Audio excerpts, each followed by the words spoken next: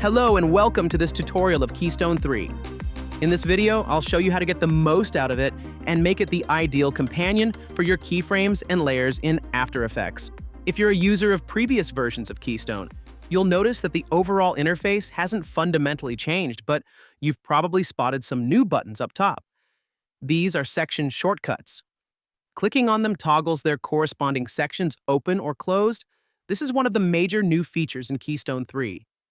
Since its creation, Keystone has kept expanding with more and more features.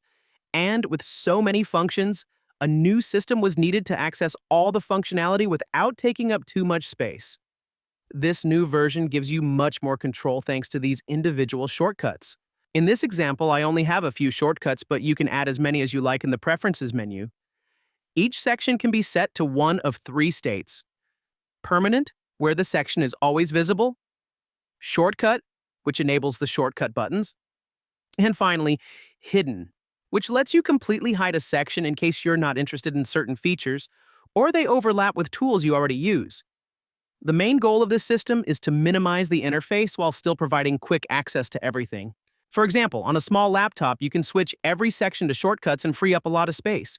But if you open too many shortcuts at once, things can get cluttered quickly. To fix that, there's a shortcut to close everything at once. Right now, I've got several sections open. I can close them all at once by holding Control or Command on Mac and clicking any active shortcut. And if I Control-click an inactive shortcut, it not only closes everything, but also opens that section right away. Super useful for keeping the interface clean, especially on a small screen. Of course, you can also set all sections to permanent to display everything and access all features with a single click. But for most users, setting less frequently used sections as shortcuts is probably the best approach. Now let's start with the align functions. These functions allow you to align keyframes and layers in several ways: on the CTI for both keyframes and layers, on the layer boundaries, or on the earliest or latest layer. I'll select some keyframes and click on the first icon. The keyframes are automatically aligned to the CTI and have retained their offset within the layer. This is because by default in Keystone, a single click activates the layer mode. If I select keyframes from multiple layers and click on Align, you can see that the keyframes are grouped by layer. If you want to align all keyframes of all properties on the CTI, you need to activate the Property mode with an Alt click. There's also the Global mode, which allows you to maintain the offset of all selected keyframes regardless of their layer. For example, I'll select all these keyframes and Shift-click to activate the Global mode, which aligns the entire block of keyframes to the CTI. This global mode also works for layers. I'll select all layers and Shift-click on this first icon. This maintains the relative offset of the layers while aligning them as a block on the CTI. These modes activated by keyboard shortcuts are very important as they apply to a large part of Keystone's functions. They allow you to respond more precisely to the various situations you may encounter in your projects. Don't worry if you haven't memorized the shortcuts. They're also displayed in the tooltips when you hover over the buttons, and I'll repeat them throughout this tutorial. To continue with the functions, the second option allows you to align the last keyframe of the group on the CTI, while the next two options allow you to align on the layer in point or on the layer out point. We will now look at the keyframe and layer staggering functions. For these features, you need to specify several options, including the value and time unit, but I'll focus mainly on this first drop-down menu, which is new in Keystone 3. By default, Step gives you the same behavior as in previous Keystone versions. You set the spacing you want between each group of consecutive keyframes. Here, I'll set 10 frames, and sure enough, there are 10 frames between the keyframes of each layer. Then we have the total option. This lets you specify the overall duration between the earliest and latest group of keyframes. If I check here, you can see there are exactly 50 frames between the first and last group. And finally, there's the auto option, which automatically distributes the keys between the earliest and latest groups. For example, if I move some keys around and then select them all, I get a nice, even distribution across time. This is super useful when you need precision. In the previous examples, I always used the descending stagger. But you can of course use the ascending or random stagger with these two other buttons. These options also work with the distribute function, which is now located right next to the stagger functions. So I can define 10 frames between each keyframe with the step option. I can set exactly 50 frames between the first and last keyframes using the total option. And finally, using the auto option, I can distribute all the selected keyframes evenly. Now let me show you the cumulative mode with the layers. By default, Stagger works in absolute mode, meaning the value you enter gets applied as is. But now, by holding the Control or Command key on your keyboard, you can add the value instead. For example, if I'm in total mode and I just click normally, the Stagger is applied in absolute mode. But if I set it to 1 and then Control-click, it adds 1 frame on top of my existing Stagger each time. If I switch to step and Control-click with a value of 1, it adds 1 frame at every step. So the selected option really matters when you use the cumulative mode. These improvements already give the Stagger sections a fresh boost, but the most exciting new feature, long requested by many users, is the Bezier controller for both keys and layers. Let's use it with the total option. Now, instead of distributing keys or layers linearly, they follow the curve displayed in the interface. This is an absolute must for creating smooth accelerations and making animations feel more organic. Since the intervals are not equal with the Bezier controller, using the step function calculates an average between each layer. So, when you compare the step function in linear mode and with the Bezier curve, you will notice that the position of the first and last keyframes remain unchanged. Just like before, the Bezier controller also works with the distribution function. It's extremely handy for creating all sorts of acceleration on your keyframes. At this point, we've covered all the new Stagger functions which work for both keyframes and layers. This really supercharges one of the most important tools in any After Effects animator's workflow. In the next section, you can stretch groups of keyframes. This has the effect of slowing down or speeding up the animations concerned. As with the Stagger functions, there's a field for specifying a value as well as 3 units: percent, frames, or seconds.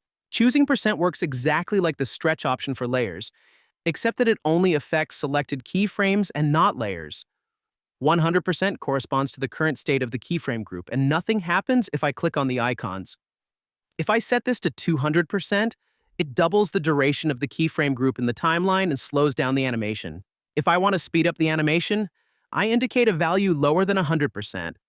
For example, a value of 50% will halve the length of the animation. I can use the global mode by using the Shift-click shortcut, which stretches all the selected keyframes as a single block. If I want to affect each property individually, I use Alt-click. You'll notice that the first keyframe of each property remains at the same point in the timeline. You can also specify a fixed value with the units frames and seconds. For example, I want this group of keyframes to last precisely 2 seconds. So I'll write 2, change the unit, and click on the first button. If I enable property mode with Alt-click, each of the keyframe groups selected on the properties are now 2 seconds long. The second button stretches from the last keyframe. This is very useful for outrow animations. And for the last button, stretch is applied from the CTI. The stretch functions for layers are slightly different from those for keyframes. They affect the properties of the same name in the timeline. If these properties don't appear, simply right-click on this bar, go to Columns, and then click on Stretch. You can apply the stretch from the layer in point, the out point, or the CTI. The default unit is percent, but you can also specify a number of frames, seconds, or minutes, and Keystone will automatically calculate the percentage to apply to each of your layers. The shift section is very simple. It allows you to shift selected keyframes by 1 or 10 frames. The double arrows shift 10 frames left or right in the timeline, while the single arrows shift keyframes 1 frame at a time for maximum precision. The same functions are available for layers with the same effects. You can obviously shift keyframes natively in After Effects, but the great advantage of Keystone's shift functionality is that it doesn't destroy your motion curves like After Effects does. If you don't see what I'm talking about, I'll show you right now. I'll select these keyframes and activate the graph editor.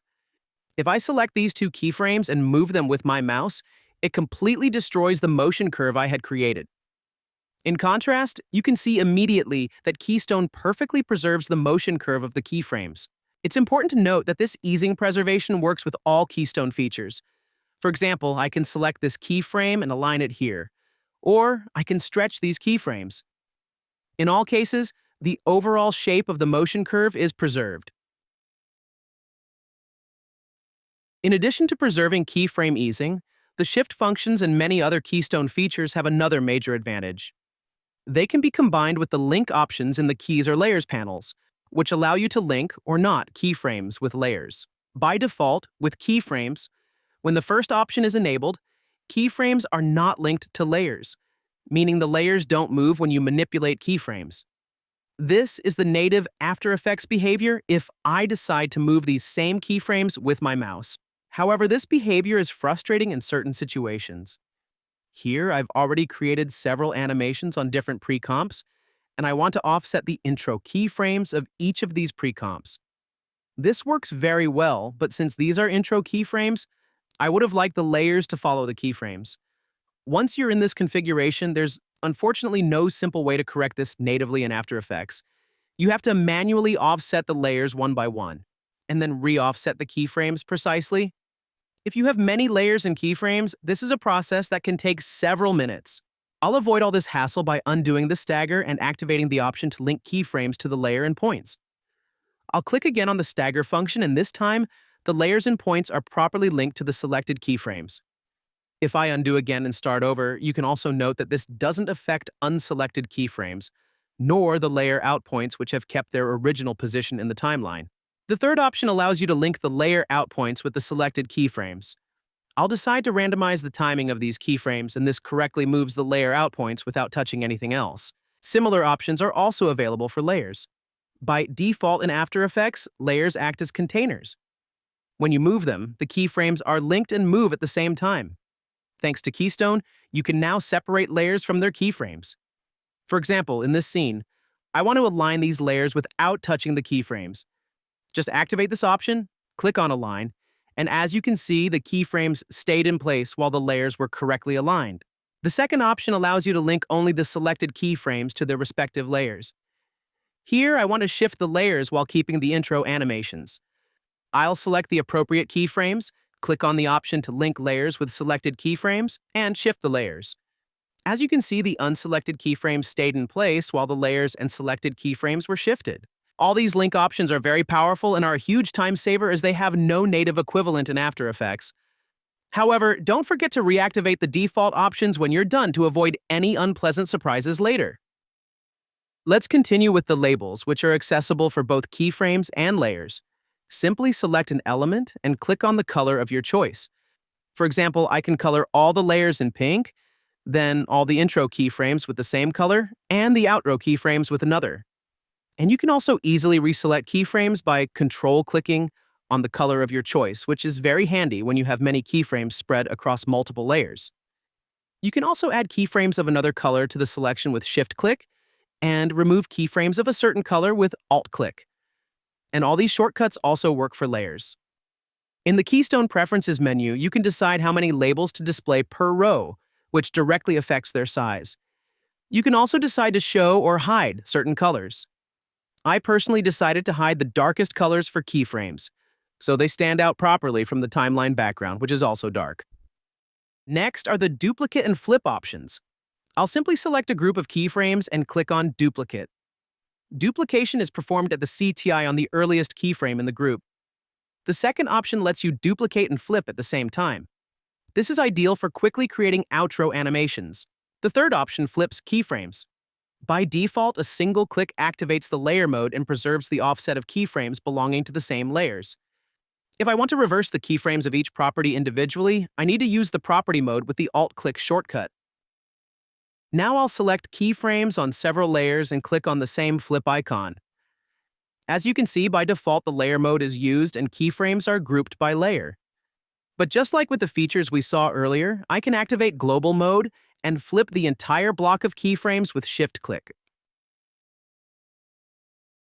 The next section allows you to copy and paste keyframes from one layer to other layers, with options not available in After Effects. In this example, I have several layers slightly offset from each other.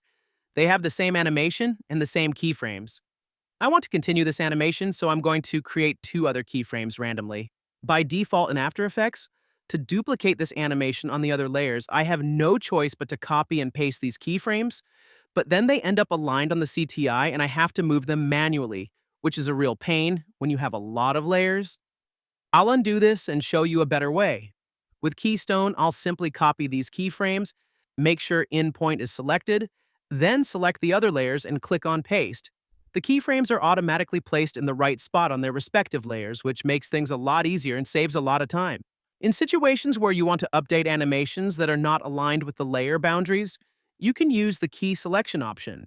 For example, I can offset these keyframes, change their color, copy the entire animation with Keystone, and then, after selecting the key selection option and the other keyframes, I paste them with Keystone. This is a very effective method when the keyframes are neither aligned with the layer boundaries nor with each other. Finally, there's the relative paste option. Up to now, I've used the absolute paste option, which means that pasted keyframes have exactly the same values as the copied keyframes. If I use the absolute paste option on position properties, all layers end up in exactly the same place. This is perfectly normal because the keyframes have the same values, but it's not usually what you want in this kind of situation. Now, if I use relative paste on the last layers, you can see that this transfers the layer movement while preserving the original position of the selected layers. Now let's move on to the Values section, which is a new feature in Keystone 3. As the name suggests, this lets you change the values of one or multiple keyframes at once. On these layers, I have several scale keyframes with different values. I'll select them, then click on the equal icon to assign the same value to all the keyframes. These values correspond to X, Y, and Z, and can be enabled or disabled individually. For example, I can decide to disable X and Z to align these layers vertically. I'll select the position keyframes, change the Y value to 600, and then click on the equal icon. Right next to it is the round function, which is super handy for getting rid of decimal values, among other things. If we look at my position keyframes again, we can see that the X values have decimals. All I have to do is check X, uncheck Y and Z, then enter 1. I'll click on the round icon and we can see that the values have been correctly rounded to the nearest whole number. You can specify any value.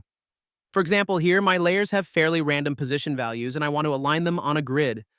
I'll reactivate all axes, then enter 200 for all values. I'll click on round again, and we can see that all the selected keyframes have been properly affected, and that my layers are perfectly aligned. Below that, we've got the classic math operators. For example, I can precisely change the X value of all these keyframes by adding or subtracting 100. I'll disable Y and Z, then just click plus or minus, depending on what I need. Now let's take a look at the 3 functions in the miscellaneous section. When manipulating keyframes with stretch or stagger functions, they can end up misaligned between frames. This feature corrects this in one click. If I zoom into the timeline, you can see these keyframes are off-grid. Simply select the keyframes and click this button to automatically snap them to the nearest frame. The next button is used to define a constant speed between 2 keyframes. For example, in this scene, I'd like to soften the curve between the 2 keyframes in the middle. You can try to align the tangents manually, but it's time-consuming and very approximate. On top of that, you have to start all over again when you move the keyframes in the timeline. Keystone solves this problem extremely easily because all I have to do is select the 2 keyframes, click on the icon, and that's it. The best part is that once I've used this feature, Keystone will maintain this alignment between these 2 keyframes if I use another feature of the extension. For example, if I decide to align the last 2 keyframes on the CTI, the flattened curve is maintained. This may seem perfectly normal to you, but it's not After Effects' default behavior at all. If I move these keyframes manually, you can see that this destroys the tangent alignment. I'll reuse the option to flatten the curve again, and this time I'll move the keyframes using Keystone's shifting options. Whatever the direction, the constant speed is perfectly preserved, a real time saver and far more efficient than After Effects' native behavior. The last feature in this section allows you to automatically delete keyframes located between other selected keyframes. This can happen, for example, when you stretch a group of keyframes. In this scene, if I stretch these keyframes, the timeline becomes very messy, and I end up with overlapping keyframes that I want to delete. Just click on this icon and the work is done. Now let's move on to the trim options based on keyframes. For example, if I select these layers and click on the second icon, it automatically cuts the layers at their last keyframes. For these functions, you can choose between start time and end point, which are very important options for pre-comps. Here, if I select end point and trim these pre-comps, we can see that it simply cuts the layers at the first keyframe. Now, if I select start time with these other pre-comps, It moves the layers entirely without affecting the keyframes. You can see that this makes a huge difference in the final animation. The order section for layers is a new feature in Keystone 3. Its functions allow you to simply reorder your layers in several ways, with a wide range of options. For example, I'll choose Endpoint, and then I'll sort my selected layers from smallest to largest by clicking on this icon. I can also sort them from largest to smallest, reverse the order, or even randomize them. I should note that for the last two functions, random and invert, the option chosen in the menu doesn't matter. Pro tip to finish on this order section. If you use the Control or Command shortcut on any of these functions, it preserves the original index of unselected layers. By default, if I select multiple blocks of layers, they are automatically grouped together. But if I do it again while holding Control, it correctly preserves all the unselected and selected layer blocks, which is very handy in certain situations. This concludes this tutorial. Thank you all for your continued support of Keystone.